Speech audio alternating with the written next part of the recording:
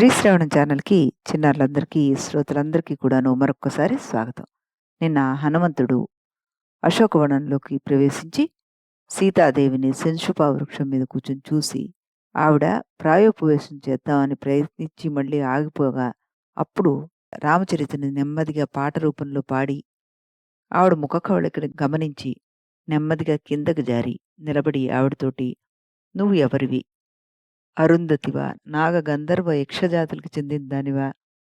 లేకపోతే రావణాసురుడు ఎత్తుకొచ్చేసిన సీతాదేవివా? నువ్వు చెప్పు తల్లి" అంటూ అడగ్గా, ఆవిడ హనుమంతుడి వైపు చూస్తూ రామవృత్తాంతాన్ని విన్న సంతోషంతోటి అతనితోటి, "నేను దశరథుని కోడలును.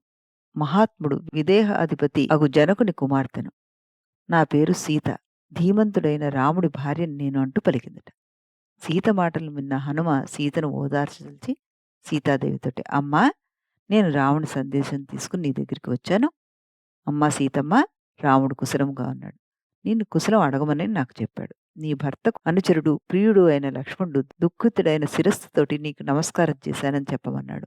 ఇలా హనుమ చెప్పిన రామలక్ష్మణుల కుశల వార్తలు విని పులకిత గాత్రురాలై హనుమంతునితోటి, "ఏతి జీవంతమానందో నరం వర్షశతాదపి." జీవించి ఉన్న మానవునికి నూరేండ్లుకైనాను ఆనందాన్ని కలుగును అని లోకంలో ఉన్న వాడుక నా విషయంలో సత్యమైంది అంటూ అందిట.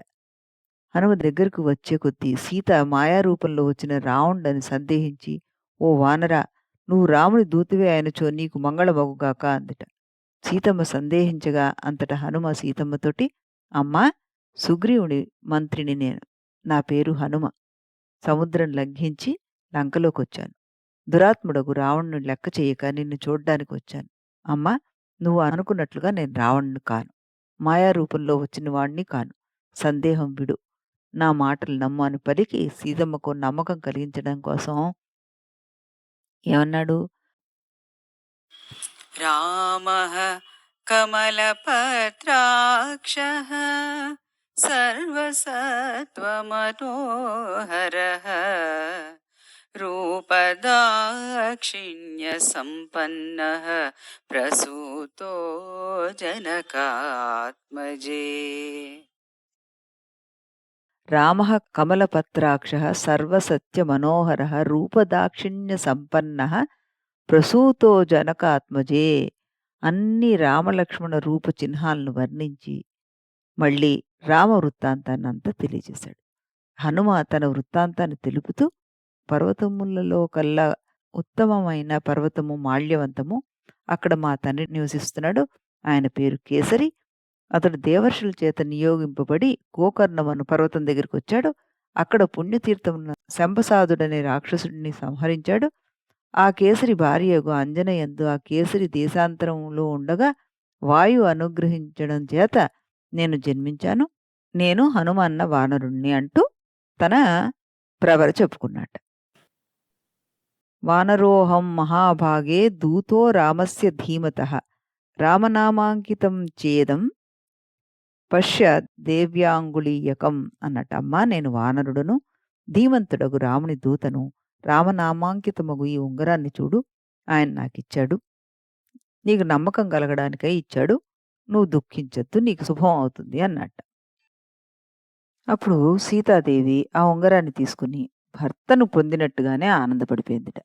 సీత హనుమను ప్రశంసిస్తూ, "వానరోత్తమ, నువ్వు గొప్ప బుద్ధి బలపరాక్రమలతోటి 100 యోజనాల విస్తారమగు సముద్రమును గోష్పదము వలె దాటేశావు. రామలక్ష్మణులు ఎలా ఉన్నారో" అంటూ అడిగి తెలుసుకుందిట.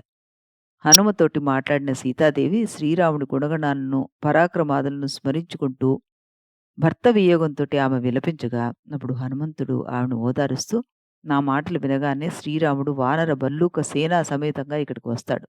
లేదంటారా? మీరు నా వీపు మీద కూర్చోండి.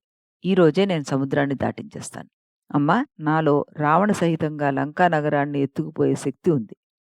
ఇక్కడ నుండి నేను నిన్ను తీసుకువెళ్ళే సమయంలో రాక్షసులందరూ కలిసి నన్ను వెంబడించలేరు. వెంటనే నేను నిన్ను రావణుడి సన్నిధికి చేరుస్తాను" అంటూ పలికాట. అప్పుడు సీతాదేవి అందిట, "హనుమ, ఇంత దూరం తీసుకెళ్ళవాలని అనుకుంటున్నావు చూడు. ఇలా అనుకోవడం కరెక్ట్‌గా నీ కపిత్వాన్ని సూచిస్తోంది. ఇంత స్వల్పమైన శరీరం కల నువ్వు నన్ను రాముడి వద్దకెలా తీసుకెళ్ళగలవు అంటూ ఆవిడ ముసిముసిగా నవ్విందిట. అప్పుడు సీత మాటలు విన్న హనుమంతుడు ఇంతకు ముందెన్నడూ పరాభవం ఎరగనివాడు, పరాభవానికి పొందినవాడైనట్టుగాను, సీతకు నా బలం గాని, శక్తి గాని తెలీదు. అందుచేత నా రూపం ఆవిడకి తెలియట్లేదని తలచి, ఆవిడకి నమ్మకం కుదర్చడం కోసం మేరుమందర సంకాశో బభౌ దీప్తానల ప్రభః అగ్రతో వ్యవతస్థే చ సీతాయా వానరోత్తమః హరిః పర్వతసంకాశస్తామ్రవక్త్రో మహాబలః వజ్రదంశ్రనఖో భీమో వైదేహీం ఇదం అబ్రవీత్. మేరు మందర సంకాశో భభో దీప్తానల ప్రభః.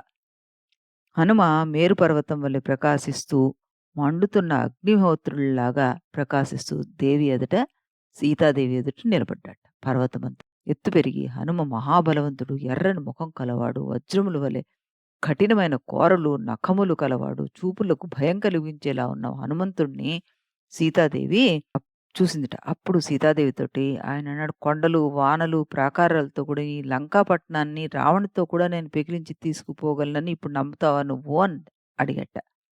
అప్పుడు సీతాదేవి హనుమంతుడి విశ్వరూపాన్ని చూసి, "ఓ హనుమా! నీ బలము, నీ శక్తి నాకు తెలిసింది.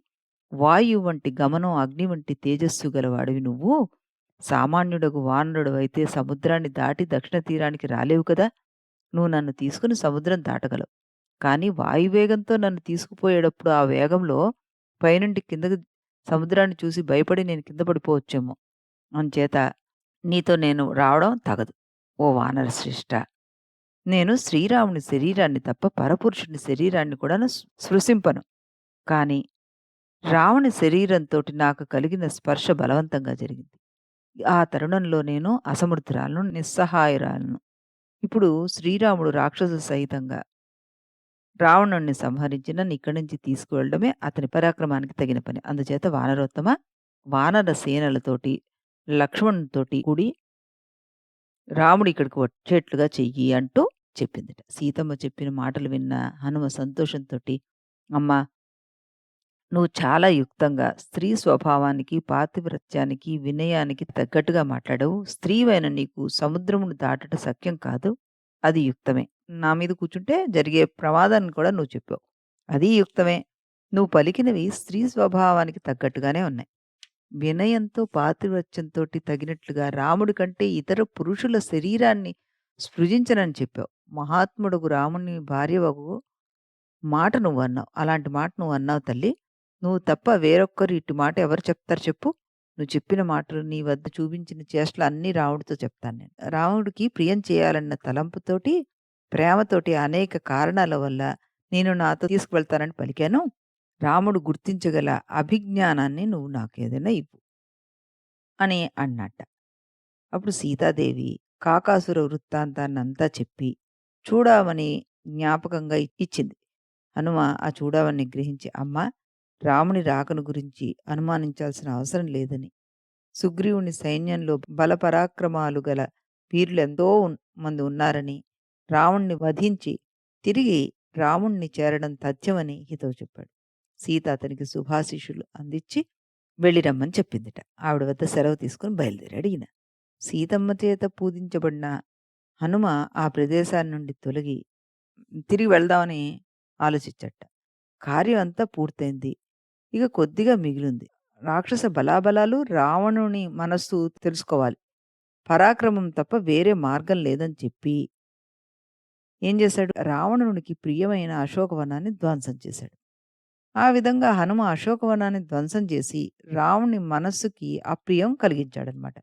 మహాబలులకు రాక్షసులతోటి ఒక్కడే యుద్ధం చేయదలిచి కాంతిమంతుడై నగర తోరణాన్ని అధిరోహించాడు. అంతవరకు నిద్రలో ఉన్న రాక్షస స్త్రీలు ఆ శబ్దం విని మేల్కొని, ఒక వానరుడొచ్చి వనాన్నంతా పాడు చేస్తున్నాడు.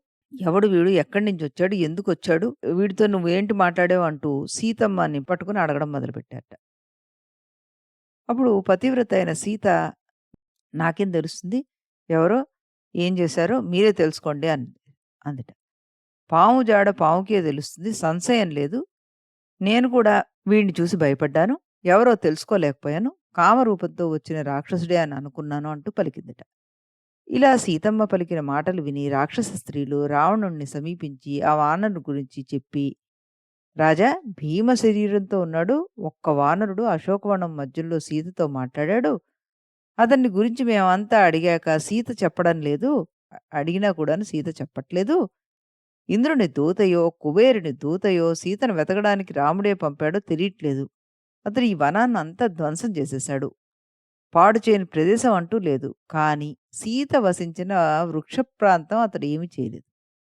ఆ రాక్షస స్త్రీల మాటలు విన్న రావణుడు కుపితుడై హనుమంతుణ్ణి నిగ్రహించడానికి 80,000 మంది కింకరులనే రాక్షసుల్ని నియమించాడు.